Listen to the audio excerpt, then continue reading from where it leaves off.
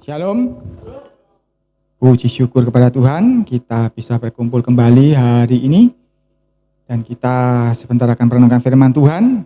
Mari kita khususkan waktu ini, hati kita, pikiran kita untuk konsentrasi merenungkan firman Tuhan.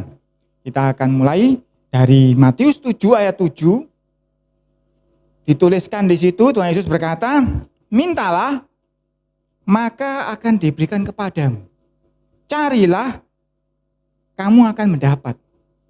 Ketoklah, maka pintu akan dibukakan bagimu. Ini ayat hafalan kan ya, sudah hafal semua pasti ya. Hari ini saya mau membahas bagian yang tengah-tengah kedua. Carilah, maka kamu akan mendapat. Ini kalau dibahas panjang, tapi saya mau memberikan sebuah contoh. Ada orang yang dicari itu lain dari yang lain. Karena itu kita akan buka 1 Tawarik 16 ayat 7. Ini sebuah contoh. Karena kalau kebanyakan orang tidak nyari seperti orang ini. Yang dicari itu lain dari yang lain. 1 Tawarik 16 ayat 7. Saya bacakan ya, 1 Tawarik 16 ayat 7. Saya cepat-cepat karena banyak ini yang harus kita bahas. Kemudian pada hari itu juga maka Daud untuk pertama kali menyuruh Asaf dan saudara-saudara sepuaknya menyanyikan syukur bagi Tuhan. Jadi itu pertama kalinya Daud menyuruh Asaf untuk bermazmur, untuk memuji Tuhan, untuk mengucapkan syukur, menyanyikan syukur kepada Tuhan. Kejadian ini terjadi setelah tabut Tuhan dipindahkan masuk ke Yerusalem. Daud menyuruh untuk pertama kalinya, jelas di sini ya, pertama kalinya dia menyuruh Asaf, ayo nyanyikan pujian syukur buat Tuhan. Ayat 8, bersyukurlah kepada Yahweh, panggilah namanya. Disuruh bersyukur, suruh manggil nama Tuhan. Perkenalkanlah perbuatannya di antara bangsa-bangsa. 9. Bernyanyilah baginya, bermazmurlah baginya, percakapkanlah segala perbuatannya yang ajaib. Jadi bukan menggunjingkan omongannya orang, bukan tingkah lakunya orang, tapi mempergunjingkan, ngerasani, percakapkan perbuatannya yang ajaib.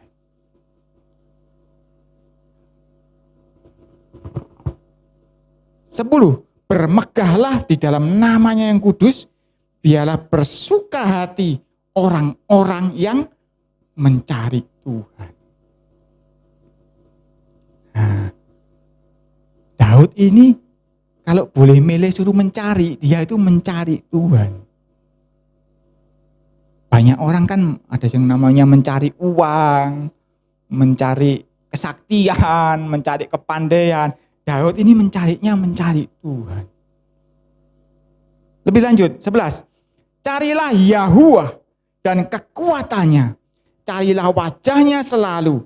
12. Ingatlah perbuatan-perbuatan ajaib yang dilakukannya. Mujizat-mujizatnya dan penghukuman-penghukuman yang diucapkannya. Hai anak cucu Israel, hambanya. Hai anak-anak Yakub, orang-orang pilihannya. Masih ingat kapan hari Pak Abed ngomong, saya pernah nyuruh dia ingat-ingatan perbuatannya yang ajaib. Kenapa? Karena saya anggap dia itu orang pilihan. Kalau orang pilihannya Tuhan, kerjaannya itu bukan mengingat kesalahannya orang, mengingat-ingat perbuatan Tuhan yang ajaib. Jadi kalau Anda pilihannya Tuhan, Anda sadar Anda itu pilihannya Tuhan, yang perlu engkau ingat-ingat itu perbuatannya dia yang ajaib. Mujizat-mujizatnya. Dan jangan lupa, penghukumannya juga. Kita kembali ke ayat yang 11. Carilah Yahuwah, carilah Tuhan dan kekuatannya. Iya Pak. Nah Tuhan kita sudah sering bahas ya. Paling gampang baca Alkitab ya, paling gampang ya. Cari kekuatannya itu bagaimana? kekuatan Tuhan itu ngeri-ngeri sedap. Karena kekuatan Tuhan itu bisa bikin jadi berkat, bisa bikin jadi kutuk. Ngeri kekuatan Tuhan itu. Kalau benar, berkat. Kalau enggak benar, kutuk. Dan yang kita mau bahas hari ini lebih dalam, bagian yang ketiga. Carilah wajahnya, ono tambahannya selalu. Ini kalau mau saya jelaskan pakai bahasa Ibrani nanti ruwet. Jadi saya mau mendekatinya dengan pendekatan yang mudah. Mencari wajah itu paling gampang dibayangkan itu adalah bahasa Surabaya ini ngatok. Tahu ngatok? Cari muka, caremuk. Ya. Tapi kalau kita ngomong cari muka itu kan tendensinya biasanya negatif ya. Karena kebanyakan memang digunakan untuk tujuan negatif. Contoh ini ya, contoh anak sekolah ini. Gurunya, dosennya diapi-apii. Nanti gurunya ulang tahun, besoknya ke rumah pagi-pagi, ke rumah gurunya, dikasih kue. Temennya enggak tahu di sekolah. Tapi orang yang cari muka ini, ngatok ini, datang kasih kue ke rumah gurunya. Waduh, alamat wes, rapote sip mas. Nah itu loh. Kebanyakan karena negatif, jadi tendensinya negatif cari muka. Padahal Daud jelas-jelas ngomong carilah wajahnya selalu. Karena tujuannya kenapa? Bawa kue cari muka supaya nilainya bagus. Begitu pula ketika kita kerja. Ada toh teman kerja yang senengane cari muka bose. Ya toh ada toh. Datang tasnya dibawa tak buang tasnya. Gitu. Tujuannya kadang nggak tulus. Cuma kepingin apa? Kalau mereka naik gaji 100.000, aku tak naik gaji 200.000. Tujuannya negatif. Jadi cari muka kebanyakan ya negatif. Tapi hari ini kita mau belajar cari muka ke Tuhan itu. Nggak bisa engkau negatif. Karena apa? Karena Tuhan tahu isi hatimu. Karena Tuhan tahu isi pikiranmu. Jadi kalau namanya cari muka ke Tuhan, nggak bisa, kita nggak tulus. Kalau kita nggak tulus, ketemu yang tadi. Kekuatan Tuhan akan menjadi kutuk bagimu.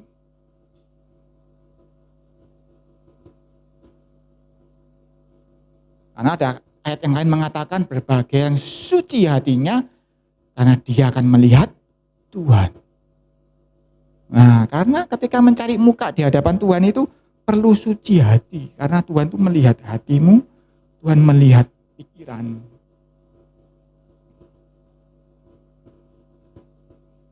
Ketika Daud selesai memindahkan tabut Tuhan ke Yerusalem, dia suruh si Asaf bermazmur, pujian Tuhan, ucapan syukur. Itu salah satu cari muka sebetulnya. Betul enggak? Itu cari muka ke Tuhan sebetulnya. Enggak pernah biasanya ada raja yang menyuruh seorang Lewi, puji Tuhan, ucapan syukur, enggak pernah. Ya Daud ini untuk pertama kalinya. Mungkin Asaf ya gagap-gagap, loh aku tiba-tiba dikasih selembar kertas ini, bacaan nyanyikan ini mazmur Tuhan.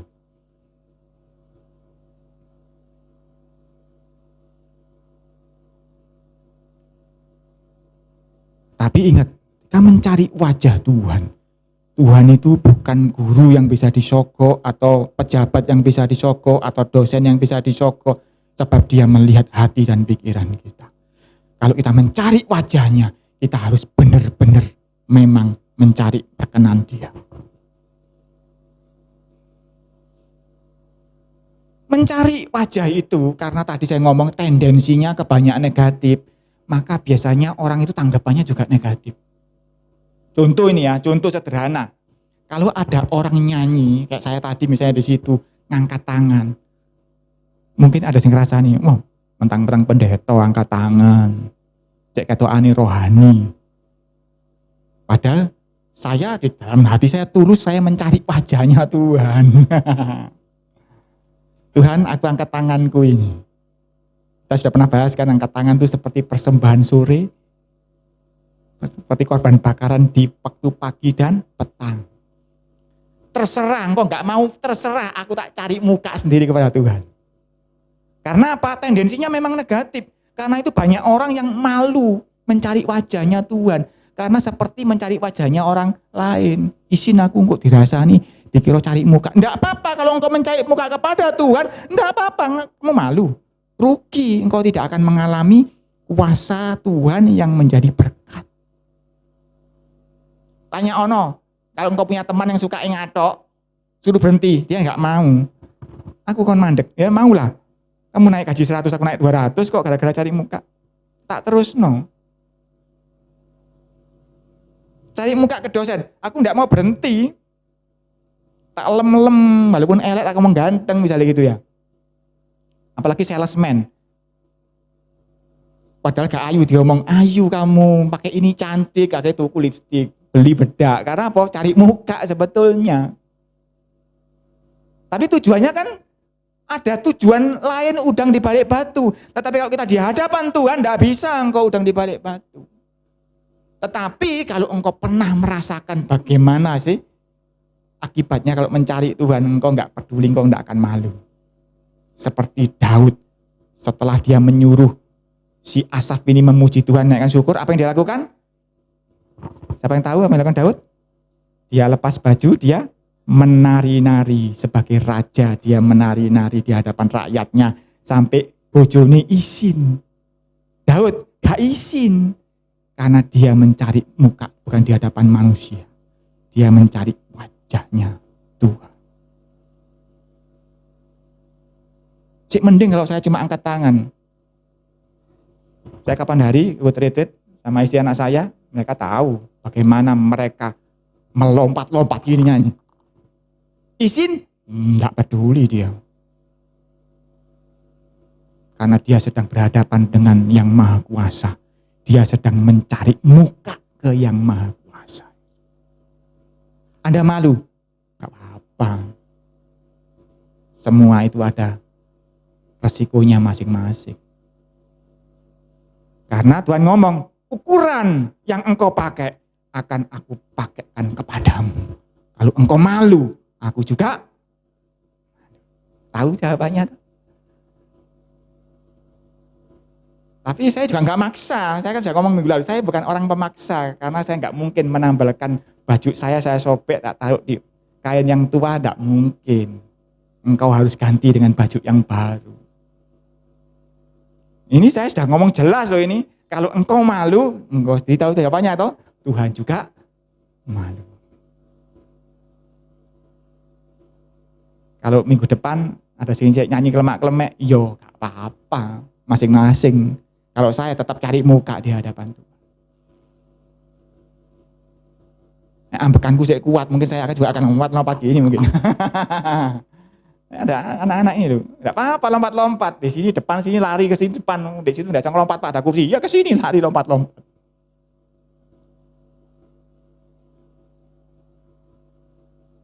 Ini contoh ya, karena mencari muka di hadapan Tuhan itu banyak.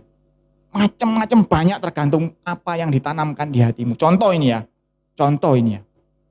Dulu, zaman dahulu sekali. Ada doa pagi di sini jam 4.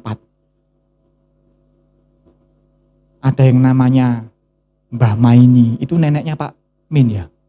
Nah, Mbah Maini itu tahu, jam 1, jam 2 wis dateng. Padahal ibadahnya jam 4 doa pagi, jam 1, jam 2 wis dateng di sini. Kira-kira, nah Tuhan ngelihat itu apa enggak cari muka ya di hadapan Tuhan. Tapi apa yang terjadi ketika dia lakukan itu? Dia mati bisa bangun lagi loh. Karena apa? Dia cari mukanya bukan kepada manusia, dia cari muka di hadapan Tuhan.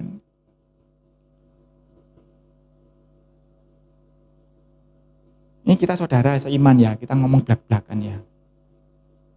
Itu salah satu cara cari muka itu ya mas tadi nyanyi yang menyenangkan Tuhan, beriak-riak. Datang mau lebih pagi, itu juga cari muka di hadapan Tuhan. Enggak butuh duit kan? Datang lebih pagi kan? Kan nggak ada dendanya, datang pagi denda 100.000, nggak ada tuh. Datang pagi Pak, tempatnya gak karuan kabeh sian, Bang ngono, nyapu, itu ya cari muka di hadapan Tuhan.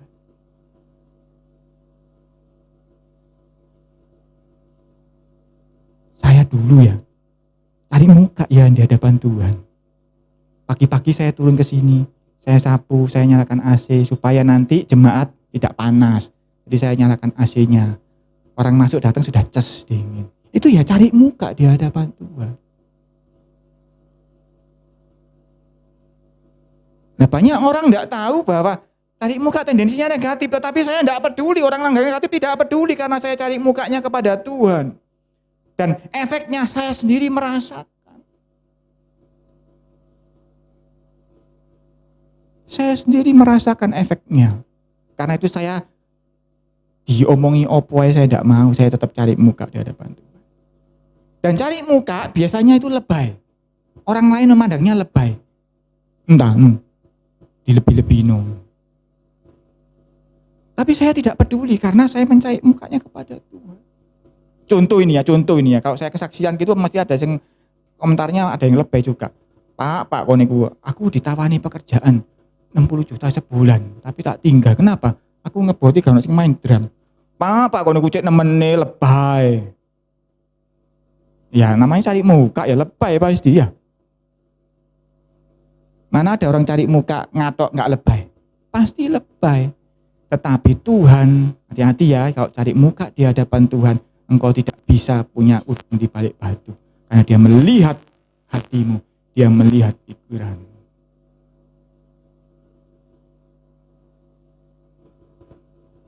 Ini Daud jelas, carilah wajahnya.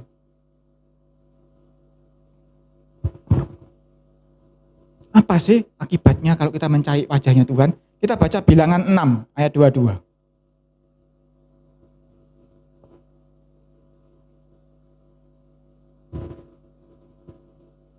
Yang pernah saya saksikan, pemilik Colgate di Amerika, dia tidak memberikan 1/10, tapi dia ngambil 1/10 untuk dirinya, 90% diberikan untuk Tuhan. Ini kok enggak cari muka, tak? Lebay toh? Lebay. Tapi kenapa dia lakukan? Yang enggak ngerti pasti males, tapi yang ngerti dia teruskan tuh karena dia tahu akibatnya. Sebab ini yang terjadi ketika kita mencari Tuhan. Bilangan 6 ayat 22, Yahuwa berfirman kepada Musa, berbicara kepada Harun dan anak-anaknya, beginilah harus kamu memberkati orang Israel. Katakanlah kepada mereka, Yahuwa memberkati engkau dan melindungi engkau. Yahuwa menyinari engkau dengan wajahnya dan memberi engkau kasih karunia. Yahuwa menghadapkan wajahnya kepadamu dan memberi engkau damai sejahtera. Demikianlah harus mereka meletakkan namaku atas orang Israel, maka aku akan memberkati mereka. Anda lihat di sini bagaimana Tuhan memberkati orang Israel. Banyak orang punya anggapan Tuhan ketika memberkati kita itu tangannya ditadahkan ke kita gini. Wajahnya dihadapkan kepada Anda gini. Ini loh dia memberkati kita itu. Jadi kalau Anda tidak mencari wajahnya,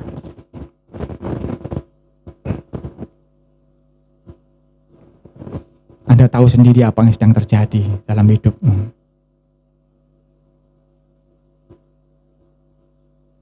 Sebab Tuhan ketika menghadapkan wajahnya kepadamu, Dia memberikan engkau shalom. Kalau kita pelajari shalom itu tidak cuma ayam tentrem, enggak, komplit. Seluruh hidupmu akan dibikin komplit seperti yang Dia rancang. Nah, banyak orang enggak tahu rahasia ini, tapi Daud tahu. Tuhan Yesus ngomong, carilah, engkau akan mendapatkan. Mau cari duit, enggak apa-apa, mau cari duit perlu juga. Tetapi jangan lupa, ada yang sangat penting. Mencari wajahnya ditambah apa? Selalu. Mari kita flashback ke belakang. Flashback ke belakang bukan cerita kita, ceritanya Daud tadi kan. Waktu dia memindahkan tabut ini kan kita flashback ke belakang. 1 Samuel 6 ayat 1.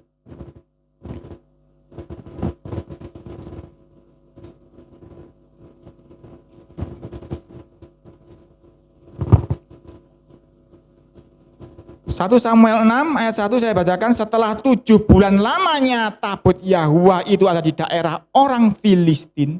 Loh, kok bisa Pak tabutnya Tuhan di daerah orang Filistin? Ceritanya Saya singkatkan karena kalau baca akan panjang. Tapi kalau di rumah saudara ada waktu bacaan ceritanya 1 Samuel ini. Orang Israel perang sama orang Filistin. Ya ceritanya sama seperti sekarang lah, perang sama Palestina ya. Filistin kan Palestina ya. Perang orang Israel itu kalah. Sehingga korban jiwanya 4.000 orang Israel mati. Bukan kalah kecil, kalah besar. Sing mati 4.000 orang Israel. Mereka menangis berseduh, kenapa Tuhan engkau kok biarkan ini terjadi dalam hidupku. Terus mereka punya akal. Oh mungkin Tuhan gak di tengah kita, yuk kita ambil Tuhan. Waktu itu zamannya Imam Eli. Nabi Tuhan. Mereka pergi. Di luar tahu Imam Eli, mereka pergi menghubungi anaknya Hofni dan Pinehas. Ayo bawa tabut Tuhan, kita ajak perang. Tabut Tuhan dibawalah perang. Mereka bersorak-sorai perang. Kalah lagi. Padahal ada tabut Tuhan. Dan kekalahan kedua ngeri. Yang mati 30.000 orang. Nah ini saya tadi ngomong. Kekuatan Tuhan bisa menjadi berkat. Bisa menjadi kutuk. Tanpa tabut Tuhan kalahnya 4.000 mati. Dengan tabut Tuhan kalahnya 30.000 orang mati. Termasuk Hofni dan Pinehas mati. Dia yang memikul tabut Tuhan dibawa perang. Jadilah tabut Tuhan disita, dirampas oleh orang Filistin. Dan selama 7 bulan, kita baca ayat 2, maka orang Filistin itu memanggil para imam dan para petenung, lalu berkata kepada mereka, apakah yang harus kami lakukan dengan tabut Yahuwa itu? Beritahukanlah kepada kami bagaimana kami harus mengantarnya kembali ke tempatnya. Setelah 7 bulan orang Filistin tidak betah ada tabut Tuhan di tengah mereka. Karena sekali lagi ya, kekuatan Tuhan bisa menjadi berkat, bisa menjadi kutuk. Ketika tabut Tuhan di tengah-tengah orang Filistin, terjadi malapetaka di tempat itu. Tahu orang Filistin punya 5 kota, punya 5 raja. Ada Asdod, ada Gaza, ada Askelon, ada Ekron, ada Gad. 5 kota, 5 raja. Pertama kali di Asdod, apa yang terjadi? Saudara masih ingat kan? Ketika dimasukkan ke dalam kuil Dagon, besok paginya kuil Dagon itu, dewa Dagonnya jatuh. Ditekno lagi, besok lagi patah kepalanya. Tunduk di depannya tabut Tuhan. Patung dewanya, dewa Dagon itu. Terus timbul borok di semua orang Filistin di situ. Itu ketika di Asdod. Dipindahlah ke kota Gad. Sama di kota Gad ya gitu, gak karu-karuan. Enggak cuman itu, ada tikus-tikus yang memakan hama di sana. Sehingga panennya hancur semua, makanannya hancur semua. Dipindahlah ke Ekron, sama gitu lagi. Sampai mereka banyak juga yang tewas mati. Sehingga mereka cari dukun-dukun, ya opo caranya balekno tabut ini kepada orang Israel. Ayat 3, lalu kata mereka, apabila kamu mengantarkan tabut Tuhan Israel itu, janganlah kamu mengantarkannya dengan tangan hampa, melainkan haruslah kamu membayar tebusan salah kepadanya, maka kamu akan menjadi sembuh dan kamu akan mengetahui mengapa tangannya tidak undur daripadamu. 4.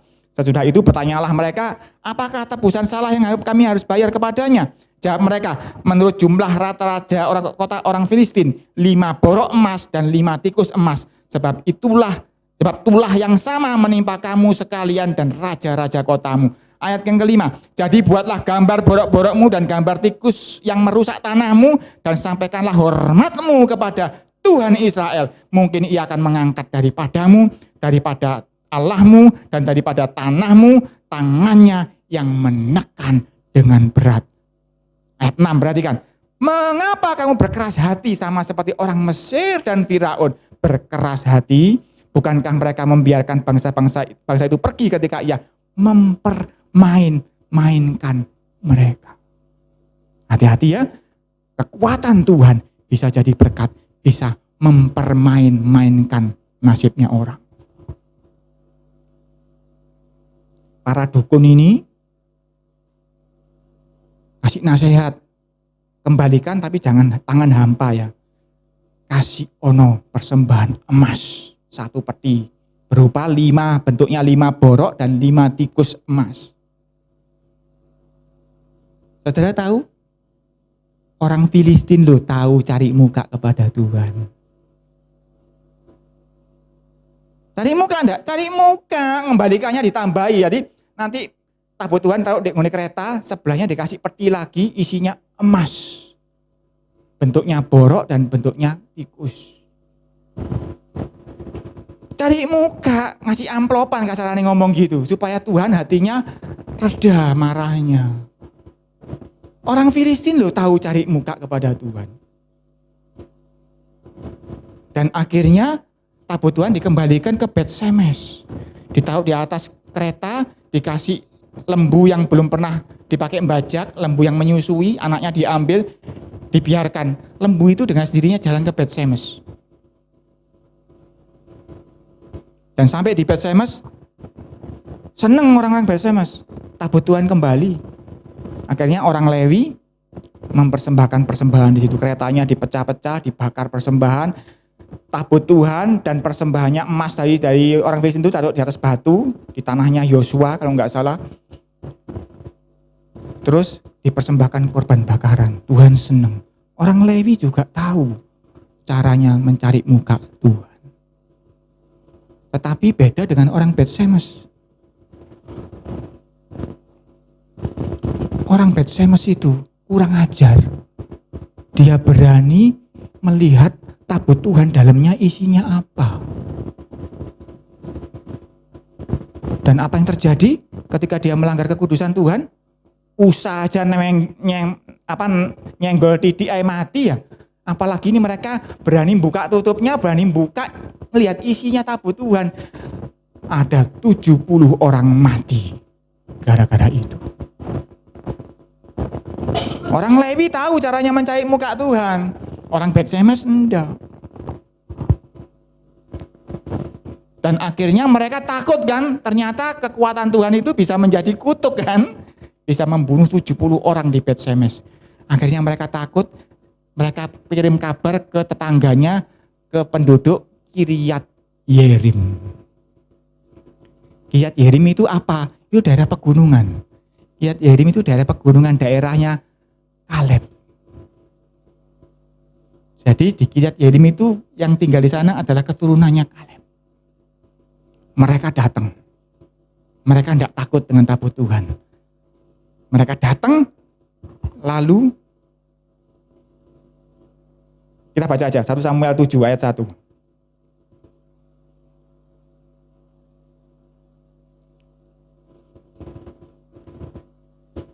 1 Samuel 7 ayat 1, lalu orang-orang Kiryat Yerim datang. Mereka mengangkut tabut Yahuwa itu dan membawanya ke dalam rumah Abinadab yang di atas bukit.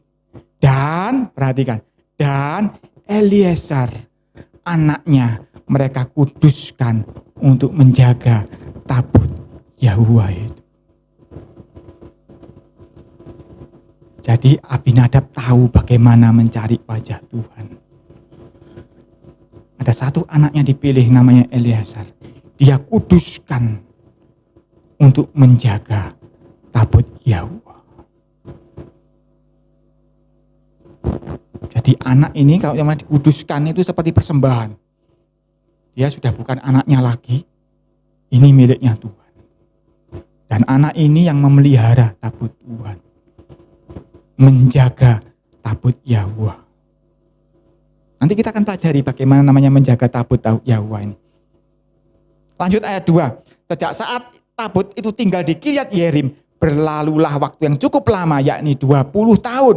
Dan seluruh kaum Israel mengeluh kepada Yahuwa. Lalu berkatalah Samuel kepada seluruh kaum Israel demikian.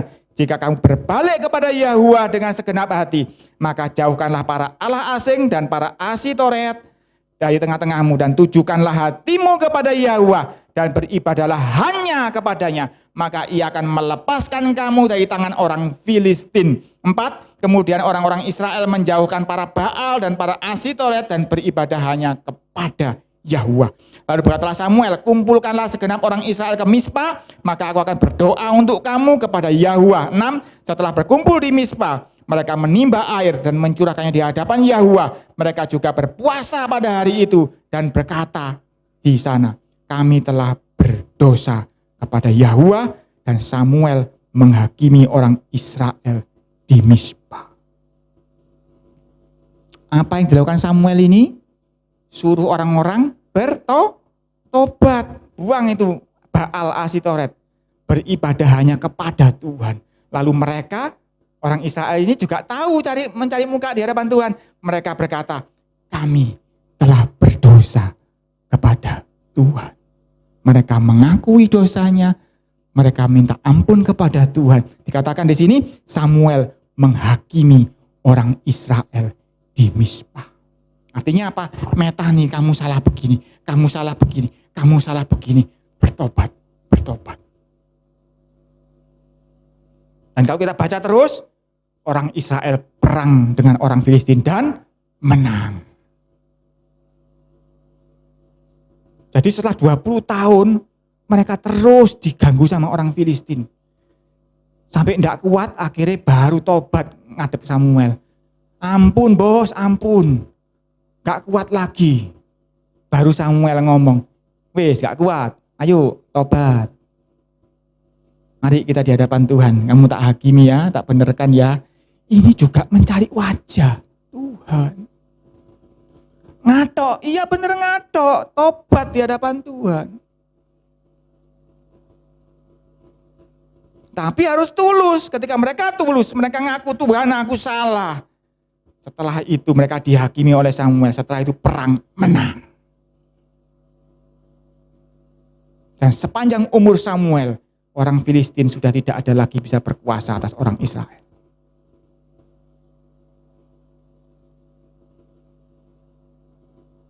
Mereka tahu caranya mencari wajah Tuhan.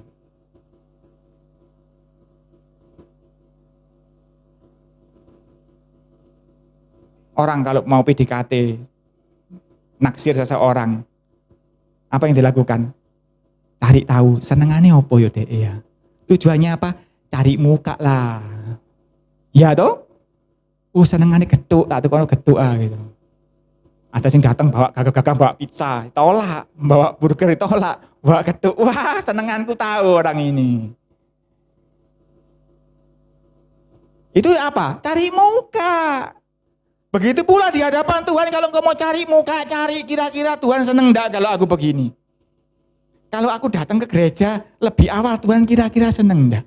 Kalau aku ngewangi nyapu, kira-kira Tuhan seneng enggak? Kalau aku nyanyi melompat-lompat dengan gembira, kira-kira Tuhan seneng apa enggak? Ketika aku hari Minggu menyingkirkan yang lain, aku datang ke gereja, Tuhan kira-kira seneng apa enggak? Kalau engkau tahu itu menyenangkan Dia, kalau engkau mau cari muka ke Dia, lakukan yang Dia senang. Make, termasuk kalau Dia nyakiti aku ngampuni, Dia seneng enggak? Seneng, tak ampuni kayak gitu. Banyak. Istri ke suami, aku harus tunduk. Ya, Tuhan seneng enggak aku tunduk suamiku? Seneng, tak lakukan. Suami ya gitu, kalau aku mengasihi istriku, Tuhan seneng enggak? Seneng, tak kasih istriku. Karena dikatakan, lakukanlah segala sesuatu seperti untuk Tuhan. Karena itu loh namanya cari muka. Cari wajahnya Tuhan. Ano Alkitab kok kalian di pojokan yo. Iki ono HP game apik. Cari muka ke siapa engkau? Tolah ini. Alkitab HP, Alkitab HP. Supaya aku dapat HP dan Alkitab, tak install Alkitab di HP, aku baca Alkitab di HP. Dapat dua-duanya. Banyak hal. Saudara bisa cari wajah Tuhan di dalam banyak hal. Intinya apa yang menyenangkan Tuhan, engkau lakukan di hadapan Tuhan dengan tulus, ikhlas, dan setia. Itu mencari wajahnya Tuhan. Bahkan orang Filistin loh tahu caranya mencari wajah Tuhan. Melunakkan hati Tuhan. Kalau anak Tuhan tidak tahu ya, kebangetan.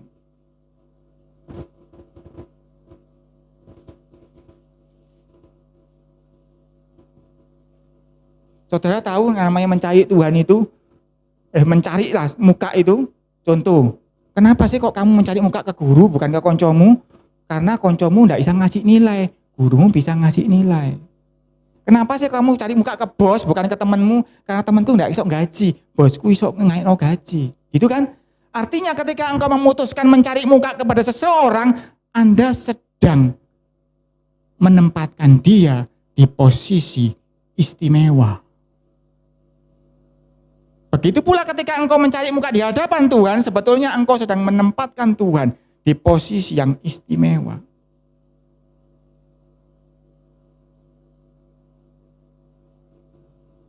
Aku malu Pak, muji Tuhan, mbek lompat-lompat, mbek menari-nari.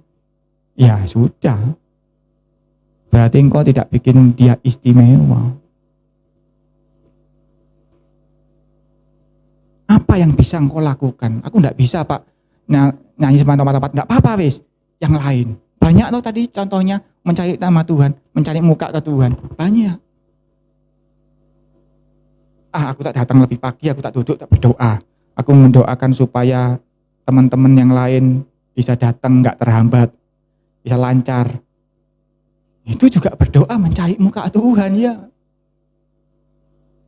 Banyak kan? Banyak sekali. Tidak terbatas, harus lompat-lompat nyanyi, enggak harus itu Bu. Cari cara yang mana engkau bisa lakukan untuk Tuhan, untuk menyenangkan.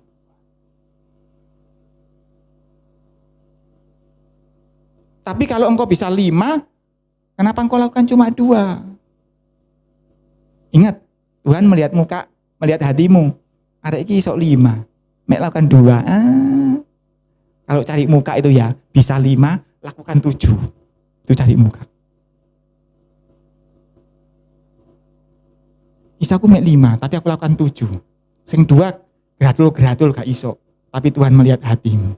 Ada iki cari muka ke aku, ndak apa-apa wis. Tak kasih wajahku, tak hadapkan wajahmu kepadamu. Dan memberikan shalom. Tak biarkan wajahku menyinari dia, supaya aku memberikan kasih karunia. Itu yang saya ucapkan di akhir ibadah kan. Supaya saudara diberkati. Tapi seberapa engkau diberkati, masing-masing seberapa engkau mencari muka kepada dia. Doa yang sama saya sampaikan kepada Anda semua.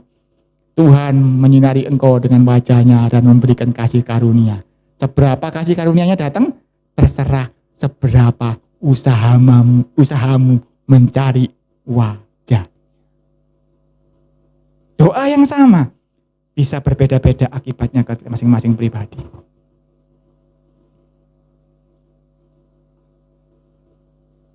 Cari muka kepada Tuhan.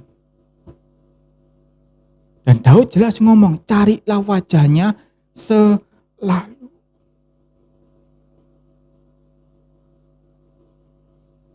Kita kembali ke Daud, tadi kan flashback ke belakang. Kita kembali ke Daud ketika memindahkan tabut itu. Kita baca 2 Samuel 6 ayat 3.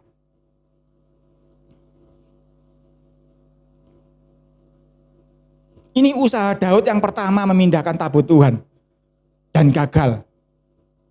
2 Samuel 6 ayat 3. Mereka menaikkan tabut Tuhan itu ke dalam kereta yang baru setelah mengangkatnya dari rumah Abinadab yang di atas bukit. Lalu Usa dan Ahyo anak-anak Abinadab mengantarkan kereta itu.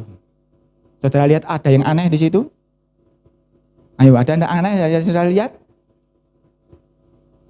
Perhatikan.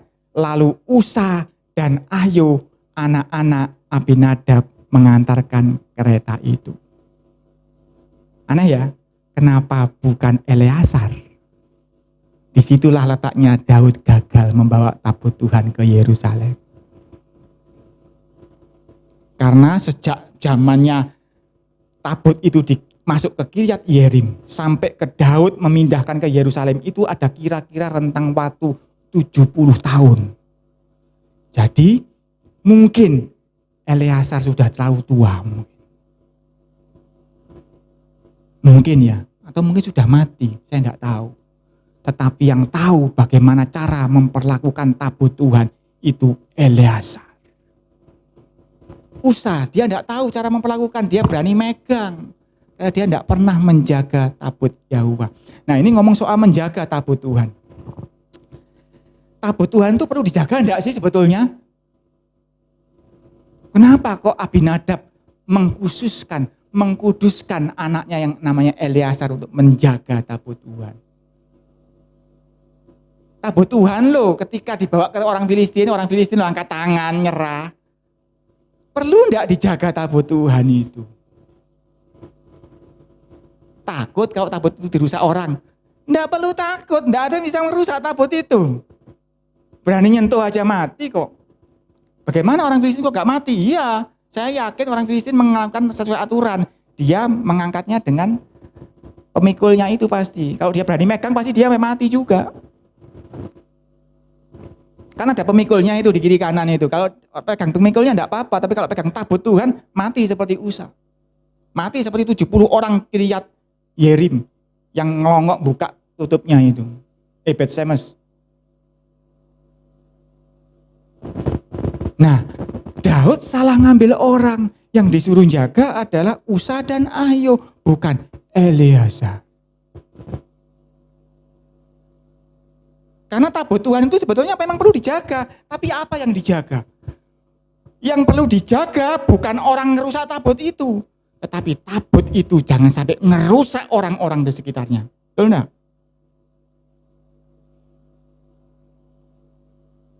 Jadi sebetulnya kerjaannya Eleazar itu jangan sampai ada orang menyentuh tabut Tuhan.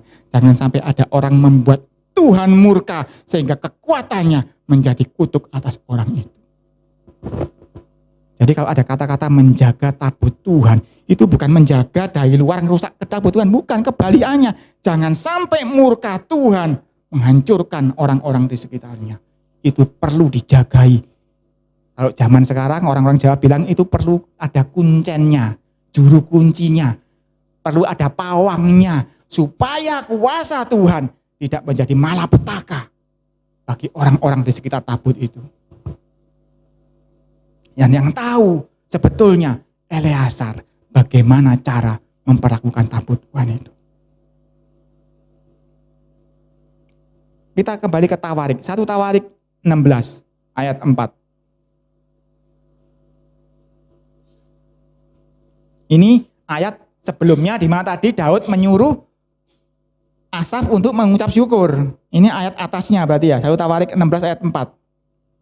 Ini setelah gagal pertama kali, akhirnya tabut itu nggak ke Yerusalem, akhirnya berhenti dititipkan ke rumahnya Obed Edom. Dan selama 3 bulan, kuasa Tuhan, tabut Tuhan tidak menjadi murka di rumahnya Obed Edom, tetapi menjadi berkat. 3 bulan lamanya di rumahnya Obed Edom diberkati luar biasa oleh Tuhan.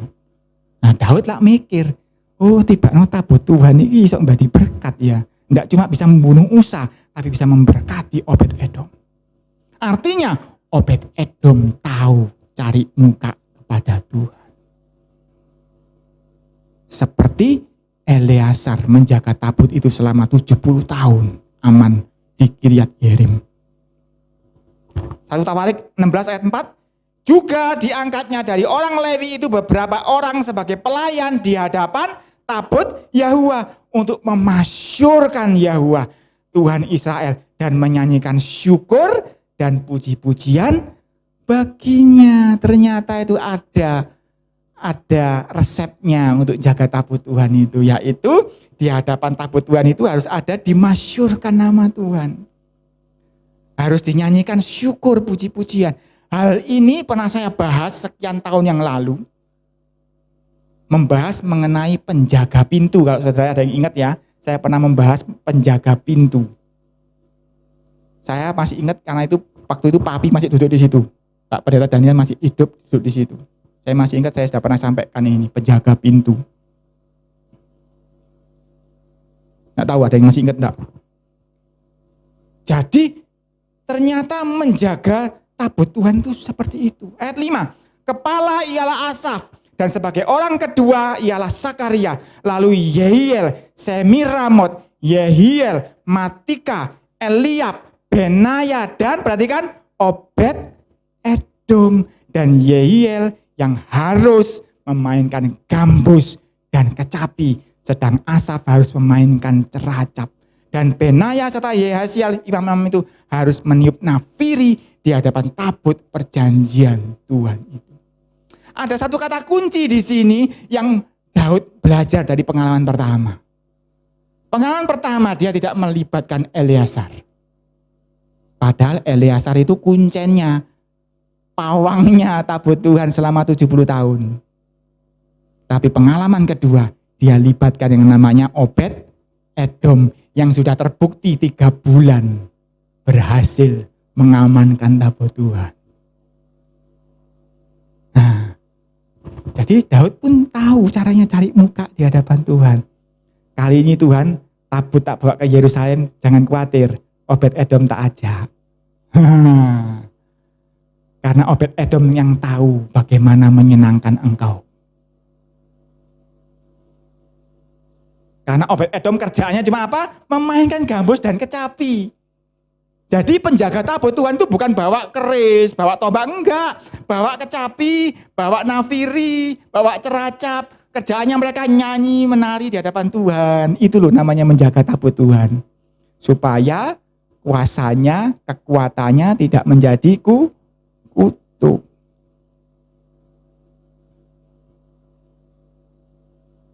Ini yang sering saya sampaikan kepada Bapak, Ibu, Anda, Saudara. Sambil masak, nyanyio. Sambil umbah-umbah, nyanyio. Sambil nyetir, nyanyio. Engkau sedang menjaga tabut Tuhan. Engkau sedang mencari wajahnya. Engkau sedang menyenangkan dia. Engkau sedang membuat hidupmu di dalam kekuasaan berkat kekuatan Tuhan. Engkau sedang membuat wajahnya selalu dihadapkan kepadamu, menyinari engkau, memberikan kasih karunia, memberikan shalomnya kepadamu.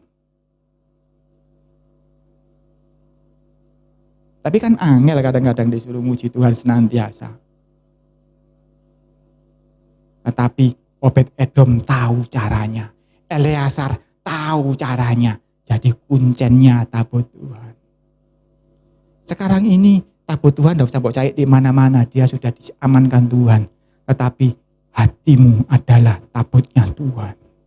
Sebab Tuhan bersemayam di dalam hatimu. Rohnya yang kudus ada tinggal di dalam hatimu. Bagaimana menjaganya supaya kekuatannya yang dahsyat itu menjadi berkat, bukan tidak menjadi kutuk. Jaga tabutnya dengan memuji namanya. Senantiasa. Banyak orang tidak tahu.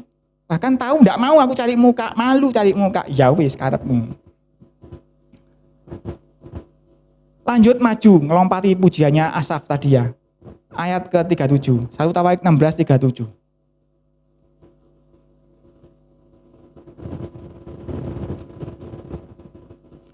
Lalu Daud meninggalkan di sana di hadapan tabut perjanjian Yahwa. Perhatikan, meninggalkan di sana di hadapan tabut perjanjian Yahwa itu Asaf dan saudara-saudara sepuaknya untuk tetap melayani di hadapan tabut itu seperti yang patut dilakukan setiap hari. Juga Obed Edom dan saudara-saudara sepuaknya yang 68 orang itu, Obed Edom bin Yedutun dan Hosa adalah penunggu pintu gerbang. Nah, ini sudah pernah saya ajarkan di sini sekian tahun yang lalu, penunggu pintu gerbang menjaga tabut Tuhan. Kalau saudara tidak lupa. Bahkan ada nanti kita bahas, kalau waktu itu ya saya bahas ya, ada yang namanya memuji Tuhan di tengah malam memuji Tuhan. Jadi mereka memuji Tuhan tidak cuma siang loh, tengah malam pun mereka memuji Tuhan di hadapan tabutnya Tuhan itu. Karena itu ketika Paulus dan Silas tengah malam memuji Tuhan, apa yang terjadi? Gempa. Penjara itu buka semua pintunya. Belenggu terbuka sebab dia sedang melakukan pujian di hadapan tabutnya Tuhan. Engkau ingin hidupmu mengalami gempa yang memerdekakan seperti Silas dan Paulus? Lakukan itu. Lakukan seperti Daud ngomong 7 kali dalam sehari aku hendak memuji-muji Tuhan. Sebab Obed-Edom kerjaannya cuma begitu. Dilakukan setiap hari. Seperti yang patut dilakukan setiap hari. Memuji Tuhan di hadapan tabutnya Tuhan. Jadi jaga tabut Tuhan itu enggak bawa tombak, enggak bawa pedang. Bawanya alat musik memuji Tuhan. Yang dijaga bukan orang lain merusak tabut itu. Tapi jangan sampai tabut itu merusak hidupmu. Karena kuasanya itu kalau engkau salah. Dia maha kudus, ketika yang tidak kudus menyentuh kemahakudusan Tuhan, mati. Tetapi dengan mencari muka tadi ini, Daud bisa melunakkan hati Tuhan. Obed-Edom bisa melunakkan hati Tuhan. Eleazar bisa melunakkan hati Tuhan. Samuel bisa melunakkan hati Tuhan. Bahkan orang Filistin pun bisa melunakkan hati Tuhan. Orang Filistin tidak bisa muji Tuhan, tapi dia bisa meletakkan emas-emas di sebelahnya tabut Tuhan. Karena itu tadi saya katakan, untuk mencari wajahnya Tuhan, lakukan yang engkau bisa. Tetapi ada resep khusus buat anak-anak Tuhan di sini, yang patut dilakukan setiap hari, memuji Tuhan. Tabutnya di mana? Di hatimu tabutnya. Karena itu kadang-kadang nyanyi Tuhan, nyanyi buat Tuhan juga kadang gak perlu keluar suara. Saya kalau sedang sama orang lain di kantor ya cuma bersenandung.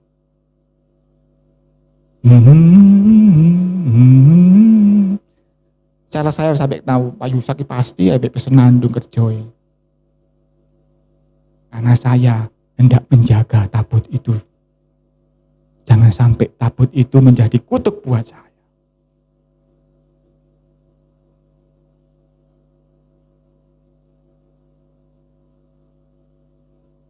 39, tetapi Sadok imam itu, ayat 39.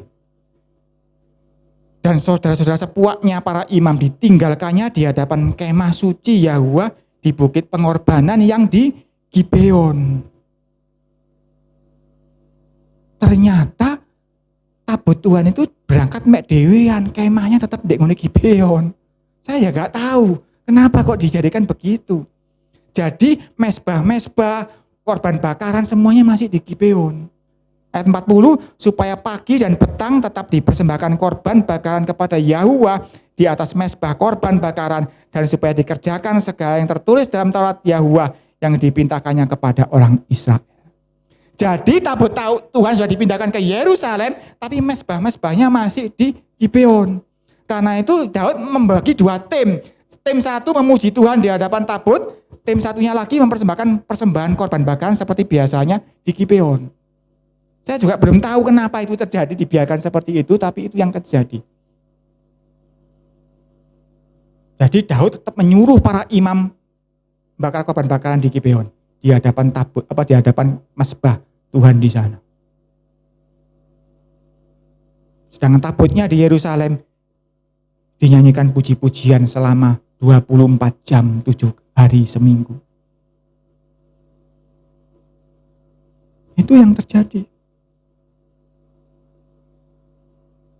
Jadi apakah Anda perlu untuk, dalam tanda kutip ya, pergi ke Israel sana, katanya apa? Umroh katanya, umroh versi orang Kristen ke Israel katanya. Nggak harus. Karena waktu itu ya persembahannya di Gibeon kok, tapi Daud pegang yang paling penting. Tabutnya Tuhan harus bersama aku di sini. Dan aku harus terus mempersembahkan pujian kepada Tuhan. Kita tidak perlu umroh ke Yerusalem, yang penting lakukan yang patut dilakukan setiap hari. Puji sembah Dia dengan tulus, ikhlas dan setia. Mencari wajah Tuhan. Banyak cara. Tapi yang jelas Daud memberikan di sini sebuah teladan. Puji Tuhan setiap waktu. Itu yang dilakukan oleh Obed-Edom.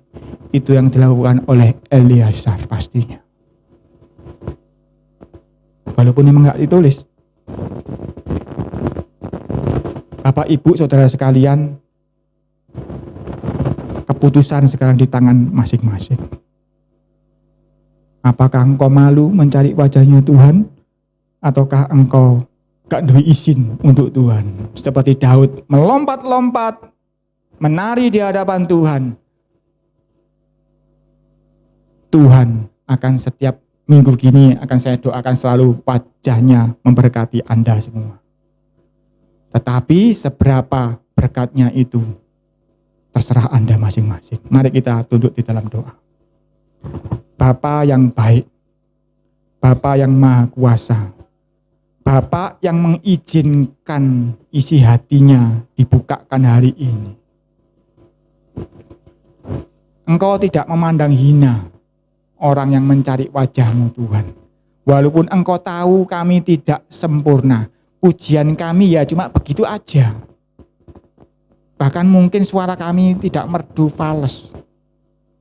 Tetapi ajaib Engkau melihat hati. Persembahan kami mungkin juga biasa saja seperti itu. Ibadah kami mungkin ya seperti ini saja Tuhan. Tidak istimewa. Tapi Engkau berkenan walaupun kami mencari wajah-Mu dengan apa yang ada pada kami ini Tuhan. Sebab Engkau menghargai 2 peser, 2 keping lebih daripada harta yang berlimpah. Engkau menghargai sekepal roti dari janda di Sarfat daripada roti di istana raja. Sebab Engkau melihat hati Tuhan.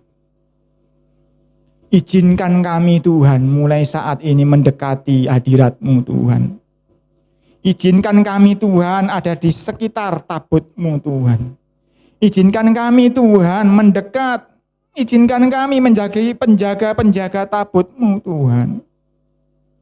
Izinkan kami Tuhan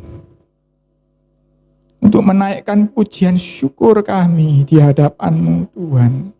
Dengan suara yang buruk yang kami punya Tuhan. Dengan kekuatan, kemampuan yang hanya ala kadarnya yang kami punya. Izinkan kami mendekat ke dalam hadirat-Mu ya Tuhan.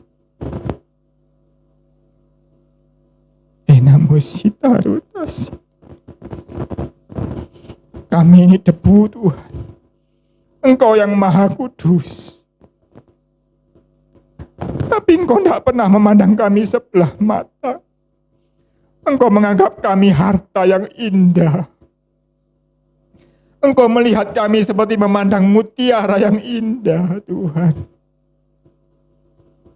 Terima kasih Tuhan. Kalau Engkau sudah biarkan kami mengiring Engkau hingga saat ini Tuhan. Izinkan kami sampai akhir hidup kami tetap setia di hadapan-Mu. Izinkan kami selalu mendekat kepada-Mu. Ampuni kesalahan kami Tuhan. Kuduskan kami, layakkan kami. Jadi hamba-hamba-Mu yang setia. Seperti seorang hamba memandang tangan tuannya. Begitu pula kami Tuhan hamba-hamba. Memandang wajah-Mu Tuhan. Izinkan kami ya Bapa. Biarlah kami boleh belajar menyenangkan hati-Mu. Izinkan kami Tuhan. Roh Kudus mampukan kami untuk mengerti apa yang menyenangkan hati Bapa. Biarkan kami menjadi kesayangannya. Biarkan kami menjadi anak-anak yang tulus, ikhlas, murni. Dengan baju putih kami Tuhan.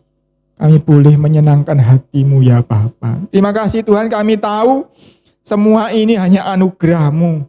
Bukan kuat dan gagah kami, bukan kepandaian kami, bukan kehebatan kami.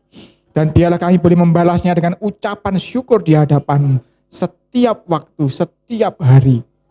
Untuk menyenangkan Engkau. Hamba-Mu selesai bicara, tetapi Roh Kudus terus berbicara lebih dalam. Sesuai dengan kebutuhan masing-masing pribadi. Dan nama Tuhan akan dipermuliakan. Di dalam nama Yesus, kami alaskan doa syukur kami. Haleluya. Amin. Tuhan Yesus memberkati.